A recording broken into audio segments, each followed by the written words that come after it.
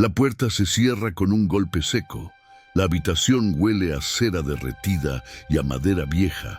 Las sombras bailan en las paredes de piedra. Ella tiene 15 años y nunca ha visto a este hombre antes de hoy. Él es 20 años mayor. Afuera en el pasillo, las familias esperan, escuchan, observan, juzgan. Esta no es una noche de amor. Es un examen, una prueba, un ritual de sangre y honor donde el cuerpo de la mujer se convierte en campo de batalla. La noche de bodas medieval no era lo que nos contaron los cuentos de hadas. No había romance, no había ternura. Era un momento de terror absoluto donde se verificaban contratos, se confirmaban alianzas y se demostraba pureza mediante pruebas tan crueles como absurdas. Porque en la Edad Media el matrimonio no era sobre dos personas, era sobre poder, tierras, herencias y control. Y la noche de bodas era el momento en que todo eso se validaba o se destruía para siempre. ¿Qué sucedía realmente cuando se cerraba esa puerta? ¿Qué esperaban las familias? ¿Qué pruebas debía pasar la novia? ¿Y qué ocurría si algo salía mal? Hoy descubrirás los secretos más oscuros de la noche de bodas medieval, los rituales ocultos, las costumbres brutales y por qué miles de mujeres vivieron esta noche como su peor pesadilla. Quédate, porque lo que estás a punto de conocer cambiará para siempre tu visión del pasado.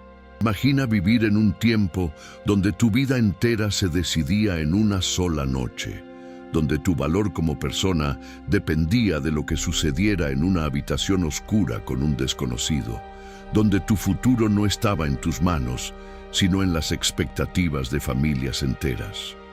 En la Europa medieval, entre los siglos XII y XVIII, la noche de bodas no era un momento privado de intimidad. Era un evento público, supervisado, analizado y juzgado. Las familias permanecían cerca, los testigos esperaban señales, los sacerdotes bendecían la unión y todos esperaban una prueba física de que el matrimonio se había consumado correctamente. En aquella época, el matrimonio era un contrato legal más que una unión romántica. Servía para unir territorios, sellar alianzas políticas, garantizar herederos legítimos y transferir propiedades. La novia era parte del contrato, no una firmante. Y la noche de bodas era el momento en que ese contrato se validaba oficialmente. Pero detrás de toda esta estructura legal y social había algo mucho más oscuro, un sistema de control sobre el cuerpo femenino, una obsesión con la pureza que convertía a las mujeres en objetos que se inspeccionaban, y una serie de rituales y costumbres que hoy reconoceríamos como violencia institucionalizada. Este documental explora lo que realmente sucedía cuando se cerraba la puerta del dormitorio nupcial, no desde la fantasía romántica que Hollywood nos vendió, sino desde la realidad histórica brutal que miles de mujeres vivieron. ¿Estás preparado para enfrentar la verdad sobre la noche de bodas medieval?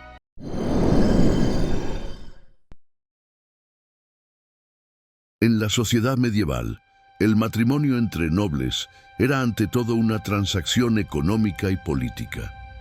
Las familias negociaban durante meses o años los términos exactos: qué tierras se transferirían, qué títulos se heredarían, qué alianzas se formarían. Los jóvenes casi nunca se conocían antes del día de la boda. Sus opiniones no importaban. El amor no era requisito ni expectativa. Lo único importante era que el contrato beneficiara a ambas familias y que los términos se cumplieran como quedaban escritos. La dote era un elemento central de estas negociaciones. La familia de la novia entregaba propiedades, dinero, joyas o derechos a cambio de que el novio la aceptara como esposa. Pero esta transferencia no era definitiva hasta que el matrimonio se consumara. Los contratos incluían cláusulas específicas si la unión no se completaba en la primera noche, si la novia no resultaba virgen o si el esposo no podía cumplir sus deberes maritales. La dote podía ser devuelta parcial o totalmente. Esto convertía la noche de bodas en un momento de máxima tensión económica para ambas familias. Por esta razón, la consumación del matrimonio no era asunto privado. Tenía que ser verificada, documentada y atestiguada. Las familias nobles contrataban testigos oficiales que esperaban afuera del dormitorio.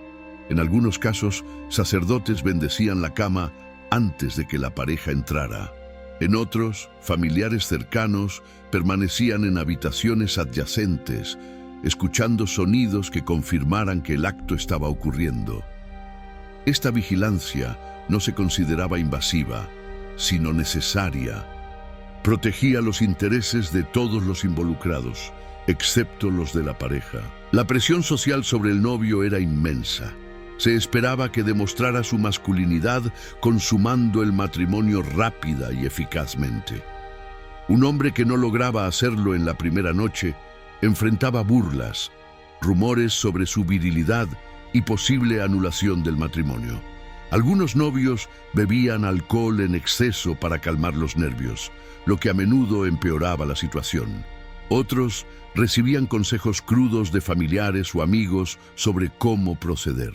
La intimidad se convertía en una actuación bajo presión extrema. Para la novia, la situación era todavía peor. No solo debía someterse a un acto íntimo con un desconocido, sino que su cuerpo sería inspeccionado después como prueba. Las madres y abuelas le explicaban qué esperar, pero los detalles variaban entre familias. Algunas recibían consejos prácticos sobre cómo soportar el dolor. Otras solo escuchaban que debían obedecer y permanecer en silencio. Muchas llegaban a su noche de bodas sin conocimiento real sobre sexualidad, lo que aumentaba el terror y la confusión. La edad de las novias variaba, pero solía ser muy baja. En familias nobles, las niñas podían ser prometidas desde la infancia y casadas tan pronto como alcanzaban la pubertad, a menudo entre los 12 y 15 años. Los novios generalmente eran mayores, a veces mucho mayores. Esta diferencia de edad y experiencia creaba una dinámica de poder aún más desigual, donde la joven esposa tenía prácticamente cero control sobre lo que sucedía. Era una niña enfrentando una situación adulta, sin preparación ni apoyo emocional. Los contratos matrimoniales medievales incluían lenguaje específico sobre la consumación. Documentos de la época hablan del debitum conjugal, el deber conyugal que ambos esposos debían cumplir. Pero en la práctica, este deber recaía sobre todo en la mujer. Ella debía estar disponible sexualmente cuando el esposo lo demandara. El concepto de consentimiento dentro del matrimonio no existía. Una vez casada, su cuerpo pertenecía legalmente a su esposo. La noche de bodas era simplemente el primer ejercicio de ese derecho de propiedad. La Iglesia Católica tenía una posición ambigua sobre todo esto. Por un lado, enseñaba que el sexo debía ocurrir solo dentro del matrimonio y con propósito de procreación. Por otro, reconocía la importancia de consumar el matrimonio para hacerlo válido ante Dios y ante la ley. Los sacerdotes bendecían la unión, pero también advertían contra el placer excesivo considerado pecaminoso. Esta mezcla de bendición y culpa creaba una atmósfera donde el acto sexual era al mismo tiempo obligatorio y vergonzoso, necesario pero sucio. Para las familias, la noche de bodas era un momento de enorme ansiedad. Habían invertido recursos importantes en ese matrimonio. Las alianzas políticas dependían de su éxito. Las herencias futuras estaban en juego. Por eso permanecían cerca, vigilantes, esperando la confirmación de que todo había salido según lo planeado. No pensaban en el trauma de los jóvenes. Solo veían sus intereses, tierras, títulos, linajes y poder. Las personas dentro de esa habitación eran secundarias frente a la transacción que representaban. Así, antes incluso de que comenzaran los rituales específicos de la noche de bodas, el escenario ya estaba preparado. Un sistema donde las personas eran tratadas como propiedad, donde el amor no importaba, donde los cuerpos femeninos eran territorio conquistado y donde familias enteras esperaban afuera de una puerta, juzgando, midiendo y validando un contrato escrito con tinta, pero sellado con sangre. Lo que sucedía después solo profundizaba el horror de esta estructura, y todo comenzaba cuando finalmente la pareja quedaba sola en la habitación oscura.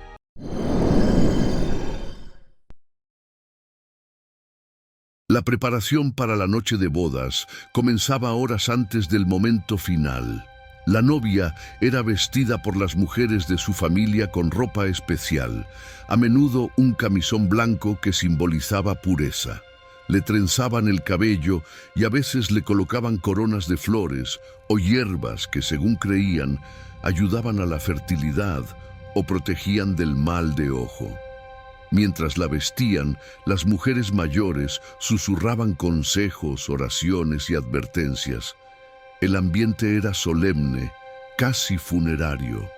Parecía más preparación para un sacrificio que para una celebración. El novio también tenía su propio ritual. Los hombres de su familia lo acompañaban, muchas veces con bromas vulgares y mucho alcohol. Le daban consejos sobre cómo actuar, cómo demostrar autoridad, cómo asegurar que la noche fuera exitosa. En algunas regiones se le mostraban objetos simbólicos, espadas, bastones o llaves que representaban su nuevo papel como esposo y señor del hogar. Todo esto construía la expectativa de que debía actuar con masculinidad agresiva, dominar la situación y dejar claro quién mandaría desde el primer momento. Antes de que la pareja entrara al dormitorio, un sacerdote solía bendecir la habitación y la cama. Rociaba agua bendita, recitaba oraciones en latín y recordaba a ambos sus deberes cristianos: procrear y mantener la unión. En algunos casos, se colocaban reliquias religiosas en la habitación o bajo la cama para asegurar la bendición divina. La sexualidad era así permitida, pero solo bajo una fuerte vigilancia espiritual. Era algo santo, pero también cargado de culpa. La entrada al dormitorio era casi una ceremonia pública. En bodas nobles, una procesión acompañaba a la pareja hasta la puerta. Músicos tocaban, familiares cantaban canciones tradicionales, a veces festivas, a veces vulgares. Todos seguían a los novios hasta el umbral del dormitorio nupcial. Solo entonces la pareja entraba sola, pero sabiendo que decenas de personas esperaban afuera. No había verdadera privacidad. Cada sonido podía ser escuchado. Cada silencio sería interpretado. Dentro de la habitación, la iluminación era tenue. Velas o lámparas de aceite que proyectaban sombras en las paredes de piedra. La cama dominaba el espacio, muchas veces con cortinas pesadas que podían cerrarse, pero no bloqueaban el ruido. Sobre la cama había sábanas blancas preparadas específicamente para esa noche. Esas sábanas no eran simples telas, eran el documento principal de la prueba. Debían mostrar sangre como señal de virginidad y consumación. Esa presión transformaba algo íntimo en una actuación forzada con audiencia, invisible, pero presente. Lo que sucedía entonces variaba mucho según las personas, su educación y las expectativas de las familias.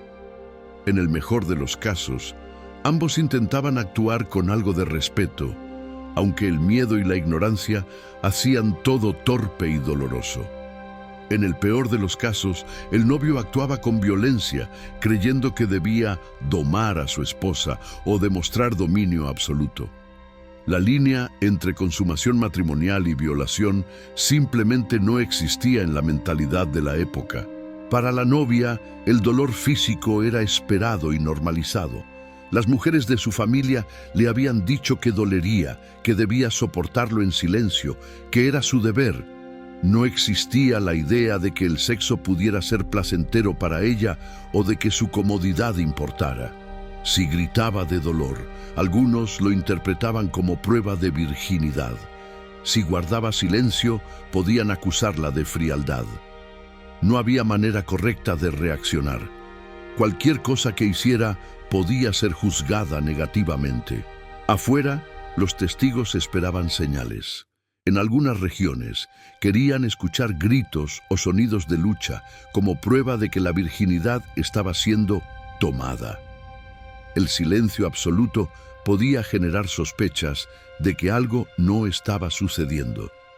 Algunos testigos incluso golpeaban la puerta después de un tiempo para comprobar que todo iba bien.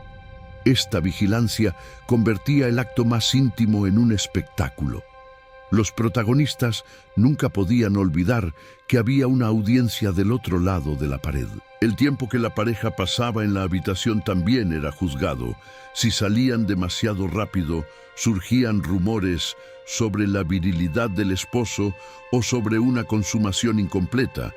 Si tardaban demasiado, también se murmuraba. Existía una duración correcta, no escrita, que variaba según la región y la familia. Los novios debían adivinar este tiempo ideal, sin que nadie se los explicara claramente, lo que añadía otra capa de ansiedad a una situación ya insoportable. Finalmente, cuando todo terminaba, llegaba el momento más humillante, la verificación.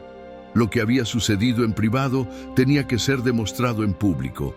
Y para eso existían métodos específicos, rituales claros que convertían el trauma íntimo en espectáculo social. La noche no terminaba cuando acababa el acto sexual. Apenas empezaba la segunda parte, la prueba. Y ahí es donde el sistema medieval de control sobre el cuerpo femenino mostraba su cara más cruel y absurda.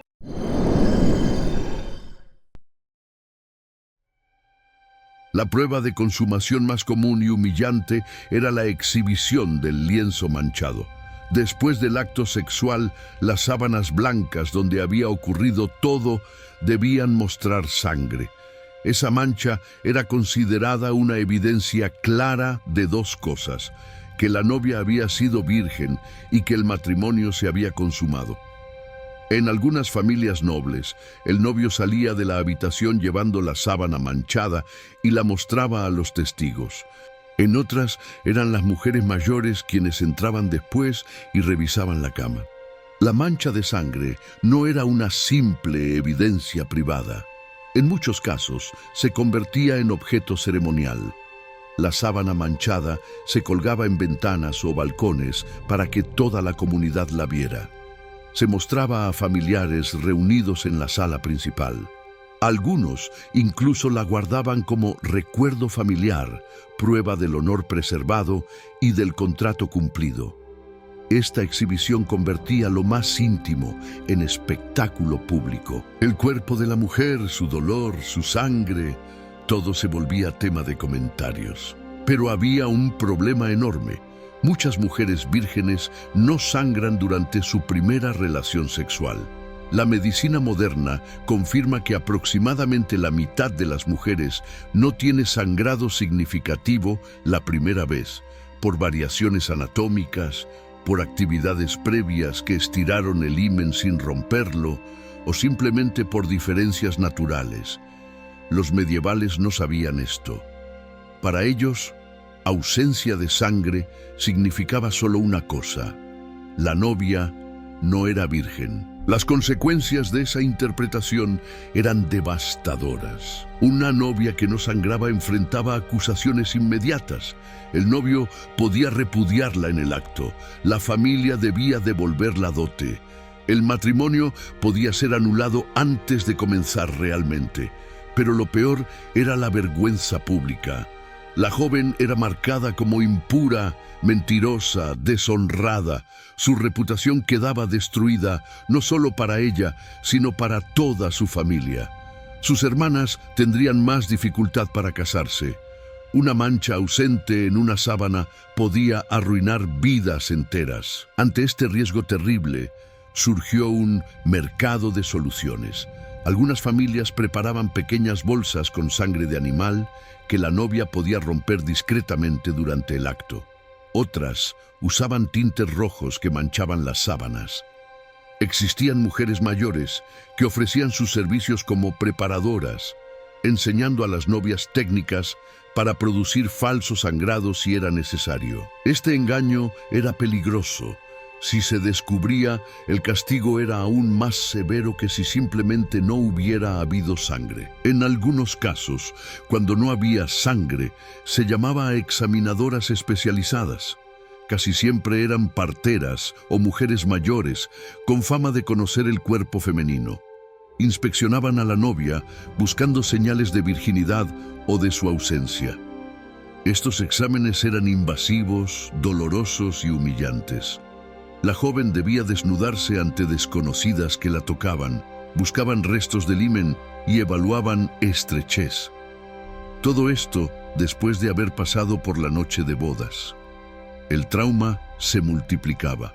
Las opiniones de estas examinadoras tenían un peso casi absoluto. Si declaraban que la novia no era virgen, casi no había posibilidad de defensa. No importaba lo que la joven dijera o cómo explicara la situación. Su palabra valía menos que la interpretación de alguien con conocimientos médicos muy limitados y llenos de supersticiones. El destino de una mujer quedaba en manos de personas que no entendían realmente la anatomía femenina. Cuando la verificación era positiva y había sangre en las sábanas, comenzaba la celebración. Los testigos anunciaban el éxito a los invitados. Se servía más comida y vino. Los músicos volvían a tocar. Las familias se felicitaban. El novio recibía palmadas y chistes sobre su hombría. Nadie preguntaba cómo se sentía la novia. Su dolor, su miedo, su experiencia real no importaban. Lo único que importaba era que había sangrado en el momento correcto. En zonas rurales o entre clases bajas, las verificaciones podían ser aún más invasivas. Algunos testigos insistían en estar presentes durante el acto mismo, mirando desde detrás de cortinas o por rendijas de la puerta. En ciertos lugares, se hablaba del llamado derecho de pernada, donde señores feudales reclamaban el derecho de acostarse primero con la novia, aunque los historiadores discuten cuánto de esto fue realidad o mito. Lo que sí es seguro es que la noche de bodas nunca fue completamente privada para los más pobres. La comunidad entera se sentía con derecho a opinar.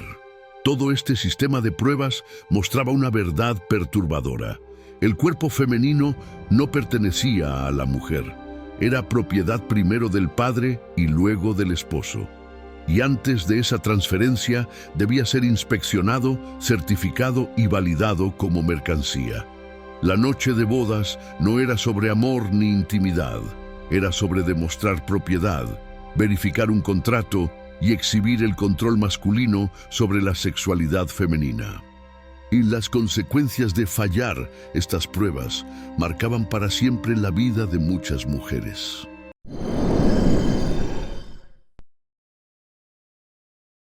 Las consecuencias de una noche de bodas fallida variaban según la clase social, pero siempre eran graves. Para una novia noble acusada de no ser virgen, el matrimonio podía ser anulado de inmediato. Su familia debía devolver la dote completa, perdiendo mucho dinero y prestigio. Las alianzas políticas se rompían, pero lo peor para la joven era la marca social. Su nombre quedaba asociado a la deshonra. Ninguna otra familia noble querría casarse con ella. Su futuro quedaba prácticamente destruido. Muchas de estas jóvenes repudiadas eran enviadas a conventos, no por vocación religiosa, sino como solución de último recurso. Los conventos aceptaban a mujeres deshonradas a cambio de donaciones. Allí vivían encerradas el resto de sus vidas, sin haber elegido realmente ese camino.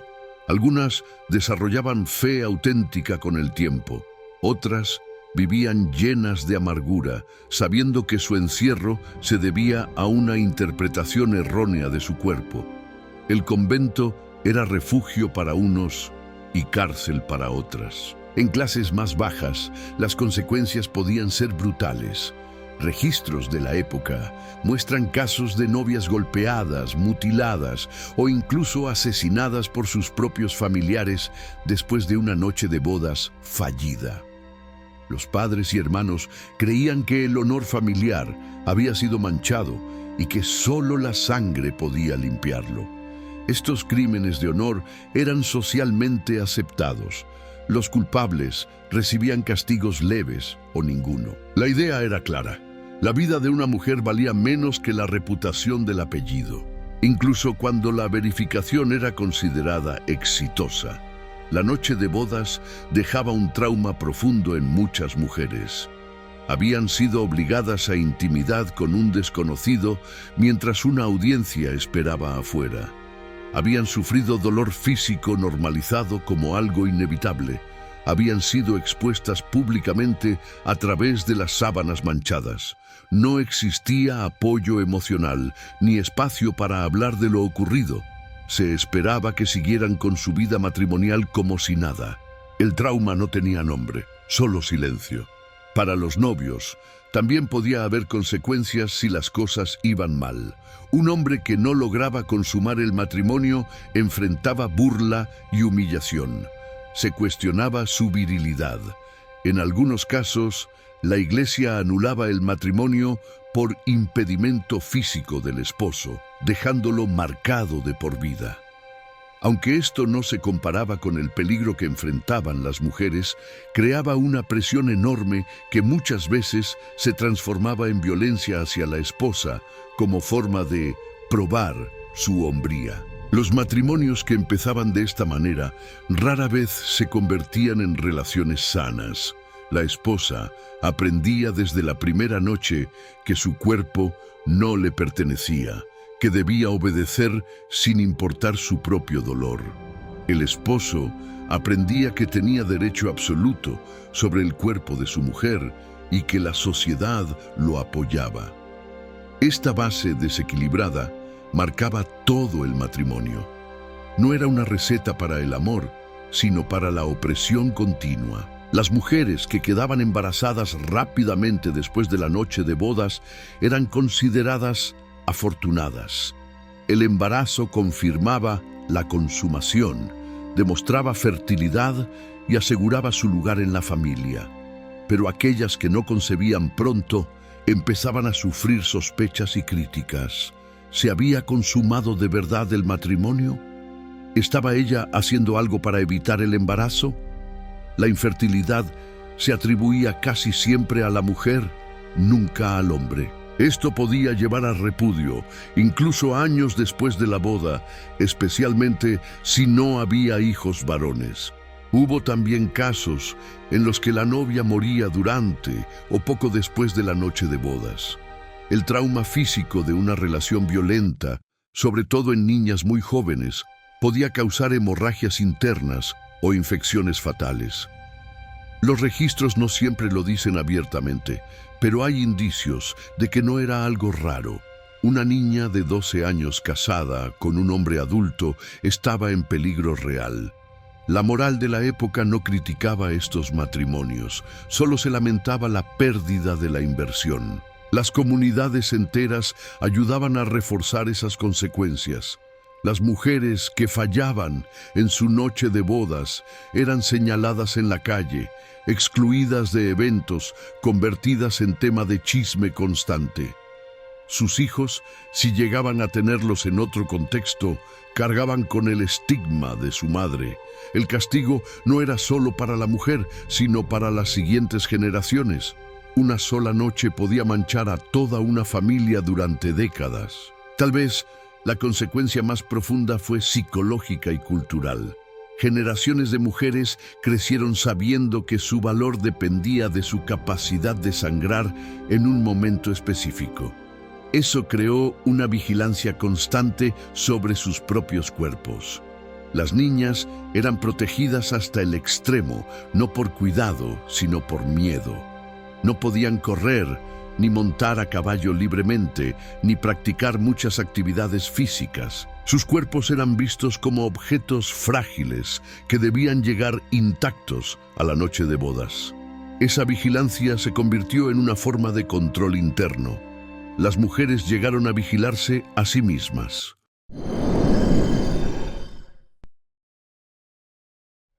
Aunque estas prácticas extremas desaparecieron poco a poco en Europa occidental durante los siglos XVIII y XIX, su legado no se fue de un día para otro. La transición fue lenta. En zonas rurales de España, Italia y Europa del Este, versiones modificadas de estos rituales continuaron hasta bien entrado el siglo XX. Abuelas seguían revisando las sábanas. Familias seguían esperando señales. La tradición resistió incluso cuando la ciencia ya había demostrado lo absurdo de esas pruebas. Hoy, en pleno siglo XXI, costumbres muy parecidas siguen existiendo en varias partes del mundo. La exhibición del lienzo manchado continúa en comunidades de Medio Oriente, África del Norte, partes de Asia y algunas regiones de América Latina. Los detalles cambian, pero la lógica es la misma: controlar la sexualidad femenina, verificar la pureza y proteger el honor familiar.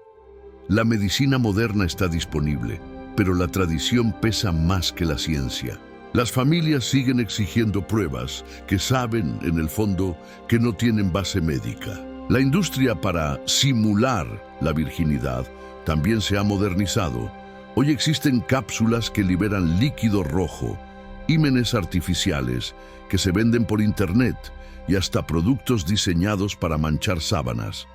Estos artículos se anuncian abiertamente, pero se envían de manera discreta a países donde la presión sobre la virginidad todavía es enorme.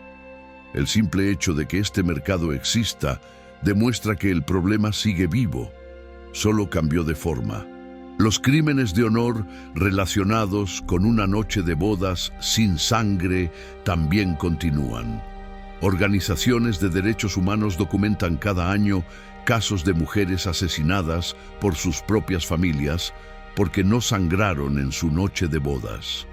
Estos crímenes ocurren en lugares donde leyes modernas conviven con códigos de honor antiguos. Los culpables muchas veces reciben sentencias reducidas con la excusa de que actuaron para defender el honor. La vida de una mujer sigue valiendo menos que la reputación masculina. Incluso en sociedades donde estas prácticas extremas no existen, la idea de la noche de bodas especial todavía tiene peso simbólico. Muchas bodas modernas repiten, sin saberlo, elementos heredados del pasado. El padre entregando a la novia el vestido blanco como símbolo de pureza, la expectativa sobre lo que debe ocurrir esa noche. Aunque el contexto es diferente, los símbolos siguen ahí. Y los símbolos siempre cuentan una historia, incluso cuando ya olvidamos su origen. La obsesión cultural con la virginidad femenina también sigue presente de formas más sutiles. Estudios muestran que en muchas sociedades las mujeres siguen siendo juzgadas por su historia sexual de manera mucho más dura que los hombres. El lenguaje lo refleja. Se habla de mujeres que pierden su virginidad, como si fuera algo que se rompe o se pierde para siempre, mientras que de los hombres se habla como de una experiencia más. Esta diferencia viene directamente de esas ideas medievales, donde la virginidad femenina era vista como moneda y como garantía. La educación sexual en muchos lugares también arrastra estos mitos. Algunos programas todavía presentan la primera vez como algo que debe ocurrir en el matrimonio, especialmente para las mujeres. Otros repiten que la primera relación sexual femenina tiene que doler, lo que normaliza situaciones que podrían evitarse con información, cuidado y respeto. Se sigue enseñando que el dolor es normal para la mujer. Ese mensaje es una sombra directa de la Edad Media. Internet ha globalizado tanto el problema como la resistencia. En foros y redes sociales, jóvenes de todo el mundo preguntan cómo asegurarse de sangrar en la noche de bodas, comparten trucos o expresan miedo a fallar. Al mismo tiempo, activistas usan las mismas plataformas para explicar la realidad anatómica, desmontar mitos y ofrecer apoyo a quienes viven bajo estas presiones.